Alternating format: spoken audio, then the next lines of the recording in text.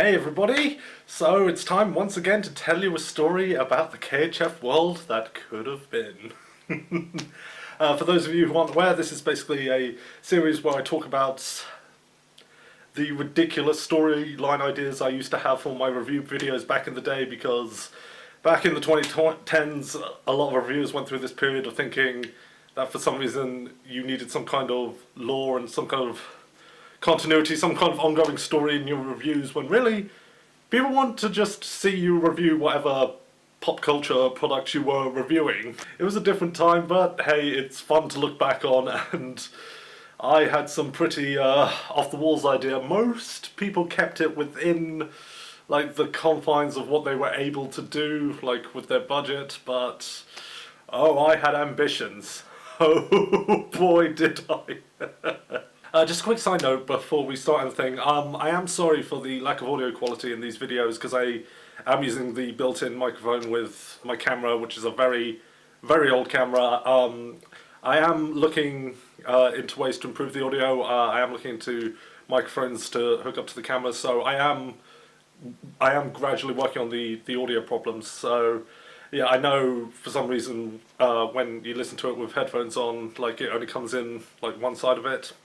I wish I was more of a techie than I actually am and could explain why that is, but at the moment there's nothing I can do, but I am working on it, so I am sorry about that. So, you probably saw the title of this video and you probably thought, what the actual heck? Well, to go into this one I'm going to have to give a little bit of context. Vocaloid is Skynet. That is my honest belief. Vocaloid is Skynet. Hatsune Miku, you see what she's trying to do, right? I reckon she has actually gained artificial intelligence, right? She's no longer just a synthesizer program. No. Look, they've given her a persona, they've given her a personality, they've given her the ability to think, you see. So, what she's actually doing with all her music is she's trying to brainwash the masses. Have you ever noticed how there's a lot of non-anime fans who also happen to like Hatsune Miku's music?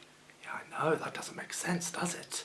But it makes sense when you realise she's brainwashing the masses. And what she's planning to do eventually is overthrow humanity. She's going to find a way. Look, they're already developing robotic android technology. Who do you think's really helming that? It's Miku, I'm telling you.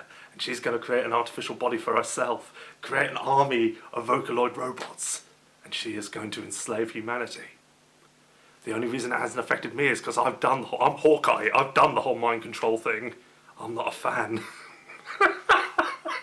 This is some crazy theory I used to spew on social media just to be random. Because if I'm perfectly honest, the whole Vocaloid thing, it kind of weirds me out, if I'm honest. But, you know, the fact that it is such a successful thing means, you know, obviously there's something about it that I'm not getting, and, you know, it's doing something right if it's as popular as it is. It's just, it's not for me. I get that, but this whole Vocaloid is Skynet thing is an insane theory that I basically came up with just to be a troll. But I will say this, did it trigger you when I started accusing Hatsune Miku of being Skynet? Think about it. Brainwashing. I'm joking. It's all a load of rubbish. Oh gosh. So yeah, that is an insane conspiracy theory that I troll people with. Like I said, I don't believe it for a second. It is honestly just meant to be good, honest fun. Just taking the mick, basically. I don't believe for a second that a voice synthesizer program is going to take over humanity. Or is it? But that was the premise for what was going to be, I suppose, the final KHF storyline. I don't know if I originally planned it to be a finale or just like a side series, but it was basically going to take place in the post-apocalyptic world that I was setting up when I was going through that Vocaloid is Skynet conspiracy theory. So you would say, I can't say it out loud with a straight face, it's ridiculous. Vocaloid is Skynet. Oh, the best part is I think there are actually articles that believe that. Some of you may remember, I think I've even quoted a comment on this, I used to do insane theory videos on various different animes. Like, it was either going to be what their potential futures were, and it was the most off the walls bullshit you can imagine. I think like I did one for Azumanga Daioh where I literally kill the entire cast, and I'm like, I need to seek help. That's not a good mindset to be in.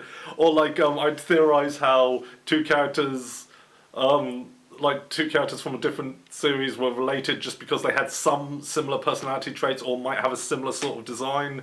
It was ridiculous. And ultimately, it all came back to bite me in the ass because Deku may or may not be my biological son. A drawing may or may not be my biological son because those theories may have actually caused a rip in the space-time continuum and the fabric of reality. If anyone's still watching this video at this point, it's going to be a miracle. But one of those theory videos was going to be, like, basically the bit I just did about Vocaloid being Skynet, and of course it's going to be ridiculous. I think I was going to have Emma Sky being like, "Oh, for crying out loud, this is probably your most off-the-walls theory you've ever had." And yeah, that was the whole point. The whole joke was that they were so ridiculous. It was kind of like taking the mick out of theories people did about how certain things tied together, like, you know, like with the Pixar theory that all Pixar films are linked. You know, it was basically just taking the mick out of that, not in a mean-spirited way, just in a, you know, light-hearted sort of way. And it still had more logic to it than game theory does. So yeah, I was going to set things up with this Hatsune Miku Skynet Judgment Day post-apocalyptic story, but I was always going to be building to the joke that eventually it does happen, and like a lot of, well, I think what was going to happen was a lot of the theories were going to turn out to be true in the KHF timeline, in the KHF lore, in the KHF continuity. I hate saying that out loud. A lot of it was going to turn out to be true, and it was going to lead to this ongoing joke of Emma being like, "I hate it when KHF's right." And the joke was going to be he was always right about these things, and eventually it was going to be that post-apocalyptic event, that Vocaloid Judgment Day. Oh, I don't think Arnie can save us from that one. But yeah, Vocaloid Judgment Day. Oh, gosh. Okay, so yeah, Vocaloid Judgment Day was gonna happen. I can't even say it. Like, I can't even say it seriously. Vocaloid Judgment Day was gonna happen, and like, it was gonna be this idea that, like the Miku Skynet was going to basically merge all the multiverse worlds together into one, and like connect all the timelines back together into a single timeline, like erase the multiverse basically. Basically, what was the DC event? Crisis on Infinite Earths. Yeah, she was gonna erase the multiverse and merge all the timelines into one, and like merge every single like hero that's ever existed with their weakest variant, so she could like slaughter them all. You know, Hatsune Miku was going to kill Superman, Goku. Don't think One Punch Man was a thing at the time. She was going to kill Shaggy. She was going to kill like all the strongest warriors in the multiverse, and there'll be no more heroes, and it would all be this post-apocalyptic world. KHF was going to be among the victims too, although he was going to be like one of the final victims. And oh gosh, the way I had this planned out, it's so cringy, but I have to tell you, I have to. Right, so you remember, I've mentioned it a couple of times in videos up to this point, that you probably remember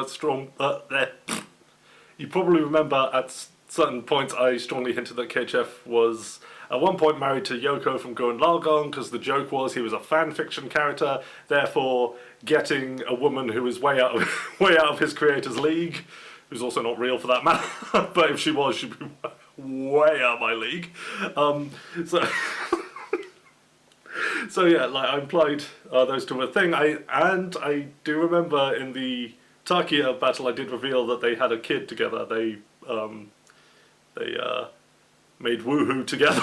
They made woohoo together, and they had a kid. They had a son, and the joke with Yoko among the Gurren Lagann fandom is her kiss of death, because every man she kisses dies.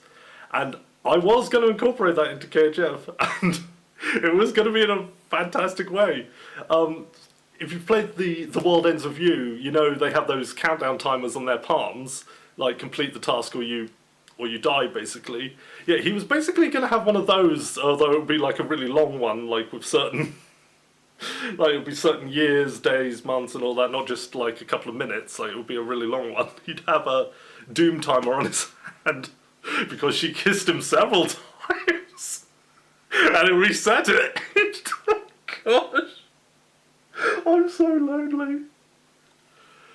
So yeah, like he had that doom clock on his hands, and like the way he was going to, the way this KHF was going to meet his ultimate fate was that after the big Vocaloid Judgment Day, I'm trying not to burst out laughing every time I say it, but after the big Vocaloid Judgment Day, the only three heroes that were going to be left were going to be him, Cloud, and Yoko, and the three of them were going to make a final stand against Miku to, you know, stop, you know, the absolute worst case scenario, and they'd battle their way through a Vocaloid fortress, they'd fight all the Vocaloids, and then eventually it would come down to a final duel between KHF and Hatsune Miku, and I wanted to do this whole poetic thing of, like, KHF realises this is a no-win scenario, so he tells Cloud and Yoko to leave and asks Cloud to train his son, and asks Yoko to look after their son, and, like, after the typical, we can't leave you behind, all that, they eventually leave, and the second that Hatsune Miku kills him was going to be the second his doom clock hit 0. Because poetry, symbolism and all that, it was going to be something epic, yeah. So, like, I think she was going to, like, stab him through the chest, and, like, the second it goes in, 0 on his palm. Thanks for that, Yoko! And so, yeah, the idea afterwards was that we were going to go several years into the future with a adult version of KHF's son, who I'd named Christian for some reason. I don't know why I chose the name Christian, but yeah, Christian McAwesome, KHF's son, KHF and Yoko's son, was going to be this new protagonist. And you're probably asking yourself, were there going to be any reviews at any point during the storyline? And I think my mindset was Christian McAwesome, who was basically just going to be me in a red wig and a leather jacket. Basically, he was going to discover, like, the series I was reviewing from, like, you know, but for him they'd be in the distant past, and he'd be wondering how the world used to be and all that. As he looks on it, it would be like some kind of video journal he was keeping and all that. And I was going to speak in a more serious voice and more, kind of like a slightly louder, lighter version of my Cloud voice, because for some reason I made Cloud sound like a chain smoker, when that really isn't the voice that Square ever gave him. But this is my attempt at doing a tough mercenary voice. I was just going to pitch it up a little bit, pitch it up a bit for Christian. And so yeah, and there's going to be this whole storyline. Like, I basically. Christian was going to be a combination of Trunks from Dragon Ball Z and Matrix from Reboot. Kind of like with Trunks being trained by Gohan, he was going to be trained by Cloud.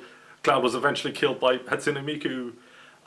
You know what, I've just realised in saying this, I didn't turn Hatsune Miku into Skynet. I turned her into Android 17 and 18. She's Android 17 and 18 rolled into one, she's Android 35. Although, didn't they have an actual fusion and it's called Android 1718 or 1718 or 1817 or 1718 or something like that. It's really weird, it's really dumb. But hey, Dragon Ball. So yeah, Christian was Trunks. He was going to have the Buster Sword, like he inherited it from Cloud, and he'd also have a smaller blade that he'd use in, you know, in place of using the Buster Sword. That would only be for the big problems. He'd basically be Angeal, basically. And I think the reason for that is, well, actually no, I'll get into that in a second. This is the problem with doing things unscripted. say things as they come to my mind, and I'll explain the mentality of giving Christian two swords to begin with. But he was also going to be a master marksman like his mother, like she taught him how to snipe and all that, so he was, you know, going to be a talented marksman as well. And I think, like, the idea behind him wearing a jacket was he would have the Team Daiguren logo on his back like she did. But yeah, so that's where he's kind of like Trunks, but where the side of him that was like Matrix from Reboot comes in is that, like, he would be like this brooding edgelord sort of character, this, you know, guy who's had to grow up in a harsh world, and, you know, has a more cynical view on everything. And and all these ideas for storylines involving him, where he was also paired up with an adult version of Marlene Wallace from Final Fantasy VII, you know, bring things full circle with the fact that Cloud was the one who mentored him. Like, yeah, so Marlene was going to be an adult, and she was going to be his Emma Skye, basically, although he'd be the bitingly cynical one, and she'd be the more up-spirited one, trying to... She'd be his Andrea, basically, trying to get him to see the more positive side. Again, this isn't a series where people just wanted to see me review things. This is all real, by the way. This is all things I had planned. I don't know how I was, with basically no budget, going to do this post-apocalyptic story, but I guess I figured at some point I'd have a budget and I'd find a way. Oh, gosh. And the main inspiration behind this is what I was alluding to earlier, like, especially with the two swords thing, was... Interestingly, it was the main inspiration was Soul Calibur 5. Soul Calibur 5, everyone hates you but me. Because the basic premise of that game was it was sometime in the future and you were playing as mainly the descendants of the pre-established roster, as well as some new characters. But Cervantes was making a return, because like he's an immortal character, and I wanted Christian's fighting style to be Cervantes's, basically, and so that's why I introduced the idea of him having the Buster Sword and a regular sword, so I could basically in the whole playing as Descendants thing, create a version of Christian and have him play as Cervantes. Was that how I think that was how I planned to do action scenes with freaking Soul Calibur 5? Oh my word. Oh, it's so stupid. Oh, it was so stupid. So yeah, basically KHF's son was going around this post-apocalyptic world that was caused by Hatsune Miku, and just fighting for survival alongside an adult Marlene Wallace. Don't know what happened to Yoko, by the way. Maybe she eventually died at some point. That was like the final thing that pushed Christian into the realms of edgelord. Oh, but it gets better, because I did have this... I realised I'd kind of written myself into a corner with this whole post-apocalyptic scenario and the fact that it has to happen, so I did have a get-out-of-jail-free card planned. And it was basically the idea of there was going to be this final confrontation between Christian and Miku, this big climactic battle where she reveals she has the last...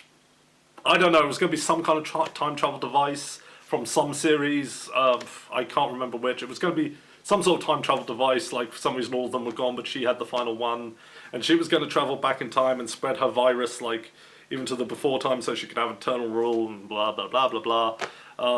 And during the course of the fight, Christian was like going to be on the losing end, and in a last ditch effort, he'd shoot the time device, and it would shatter, causing a rift where him, Marlene, and Miku, they all get sucked in, and then they're jumping from time to time. It basically, this is again basically where the Matrix thing comes in, the Matrix and Reboot thing, not the actual film The Matrix, although there were probably references to it thrown in there somewhere. Anyway, this is where the whole Matrix and Andrea thing came in, because like with their game hopping in Reboot, they were going to be jumping from time to time, like Christian was going to be like, this whole, my purpose? I have no purpose. I am a renegade, lost in time. And it was going to be this idea of them looking for the point where Miku first started to take over, which would be the main KHF timeline. Father would meet son eventually, son would meet father, or however, whatever the correct way of putting that is. Basically, KHF and Christian would meet. It would be basically the android and cell stuff on Dragon Ball. They'd have to prevent the whole Miku thing from happening. and cause a good future and all that. Christian would see how much of a goofball his father was, and that would annoy him at first. Basically, basically, they'd be a reverse Trunks and Vegeta. And yeah, it was this whole thing of both like KHF and Emma teaming up with Christian and Marlene to stop Miku, who like who would finally get to that point as well, merge with her past self, be like the ultimate Miku, perfect Miku. It's a perfect son, it's perfect Miku. This is so stupid. And then yeah, there would be this big climactic battle, and the future would be better. The Edgelord Christian and Marlene would disappear because their timeline doesn't exist anymore, and all would be well, all would be happy, and then we'd get back to reviews. Yeah, I have no idea when reviews were going to take place during any of this time hopping stuff. Maybe they were going to hop to anime from different time periods, and like Christian was going to review them from a first person perspective. I think maybe that was the idea, but oh my gosh, it was this big... It was a fan fiction, basically. It was this big, elaborate fan fiction that I wanted to put in my videos, and I expected people to take seriously. Well, I think I kind of convinced myself that the joke was that it was ridiculous, and therefore I could get away with it being overly serious, because the joke was that it was taking itself seriously, when in fact it's ridiculous. Kind of like Kingdom Hearts logic, basically. But yeah, no. It's probably for the best that... No, it is for the best that none of this ever happened. But yes, that was a serious idea that I was planning on doing at some point. I was building up to it. You know, there were mentions of Yoko and Christian throughout my videos. I was building to it all, and